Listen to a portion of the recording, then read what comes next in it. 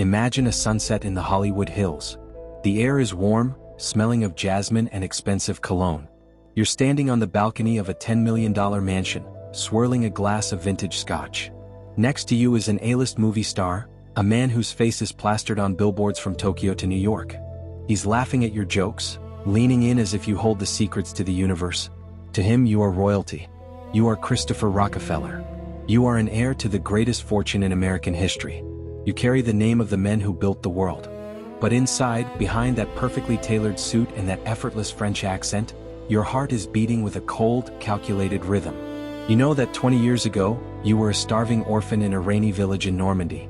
You know that your mother was a prostitute and your father was an alcoholic who abandoned you in a church. You know that every word out of your mouth is a lie, and every dollar in your pocket belongs to someone else.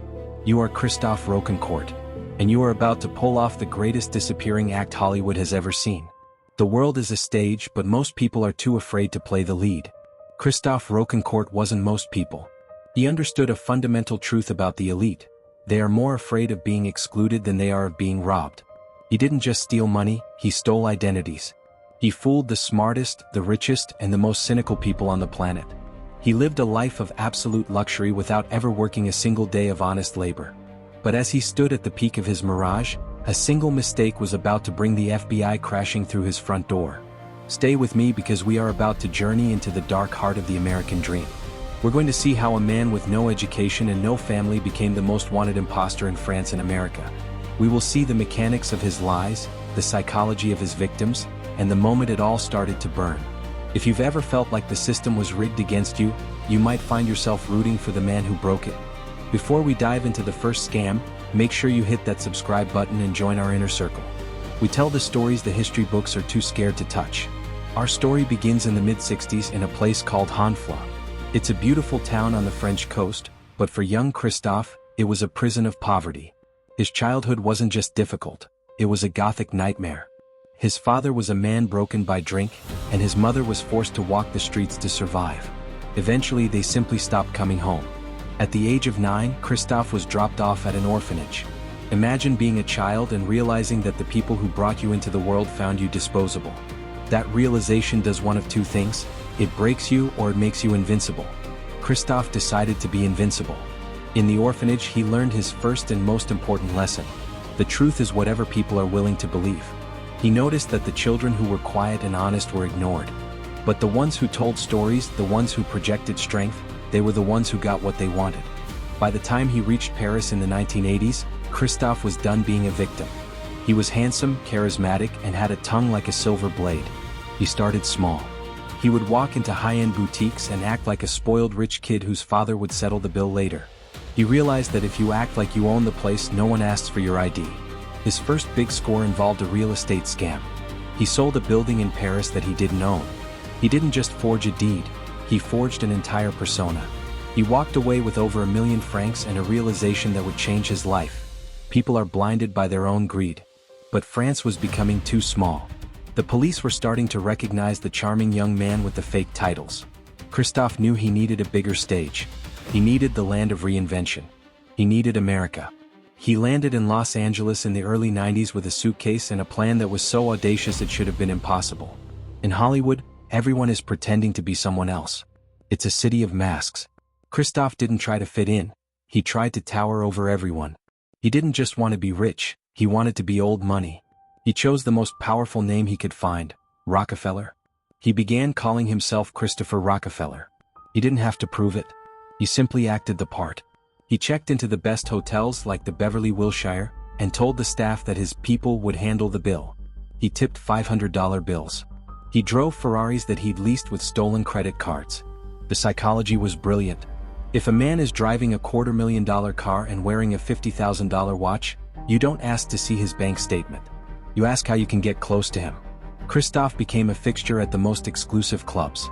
He didn't chase celebrities, he let them chase him. He moved in with Mickey Rourke. He dated Playboy models. He even convinced Jean-Claude Van Damme that he was going to produce his next movie. Think about the sheer nerve required to sit across from a global superstar and talk about a multi-million-dollar film budget when you don't have enough money for a cheeseburger. Christophe thrived on that tension. He would look them in the eye, talk about his family's investments in oil and banking, and they would nod, desperate to be in business with a Rockefeller. He wasn't just a con man, he was a mirror. He showed these people exactly what they wanted to see, a shortcut to even more wealth and status. But how did he get their money? It was a classic investment scam, but wrapped in a velvet cloth. He would tell his new friends that the Rockefeller family was opening a private investment fund, something not available to the public. Because he was their friend, he would allow them to put in a few $100,000. He made it seem like he was doing them a favor.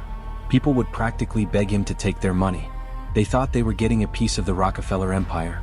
In reality, they were paying for Christophe's caviar and his suite at the Chateau Marmont. He lived this way for years. He married a model, had a child, and lived in a mansion in the Hamptons. He was the toast of the town. But the problem with a life built on lies is that you can never stop running.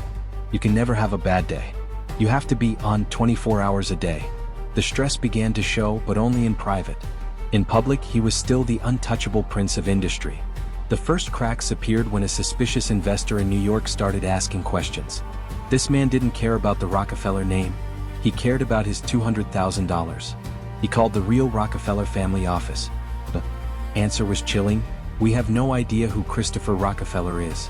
The FBI was called in. They started tracking the man who seemed to appear and disappear in clouds of smoke. In 2000, the law finally caught up with him in the East Hamptons. He was arrested for jumping bail on a previous charge. But even in handcuffs, Christophe was a performer. He told the press he was a victim of a misunderstanding.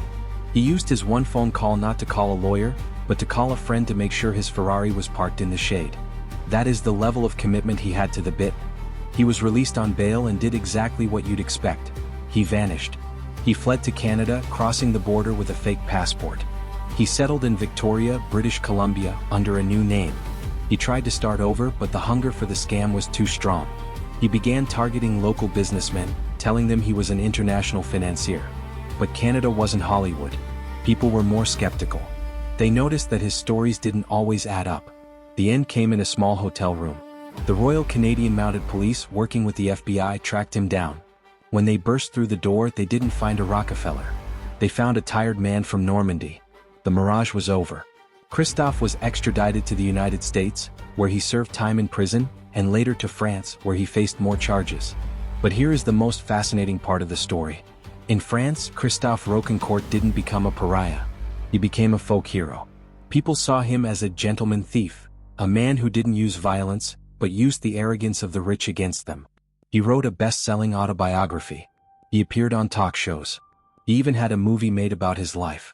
He proved that even after the scam is exposed, the charisma remains. When we look back at the life of Christophe Rocancourt, we have to ask ourselves, who was really at fault? Was it the man who lied, or the society that values a name more than a character? Christophe exploited a flaw in the human hard drive. He understood that we see what we expect to see. If someone acts rich, we assume they are. If someone carries a famous name, we assume they are important. He was a man who came from nothing, a man who was told by society that he was worthless. He decided to write his own script. He played the part of a billionaire so well that for a few years he actually was one. He lived 100 lives in the span of one. Today he lives back in France, a man who is famous for being a fake. What do you think? Is Christophe Rocancourt a brilliant entrepreneur who just chose the wrong path? Or is he a predator who destroyed lives for his own vanity? Tell me in the comments. Use the word Rockefeller, so I know you stayed for the whole journey. And if you're hungry for more stories about the world's greatest imposters, check out the video on your screen right now about the man who sold the Eiffel Tower. The world is full of people trying to sell you a bridge. Don't be the one who buys it. I'll see you in the next.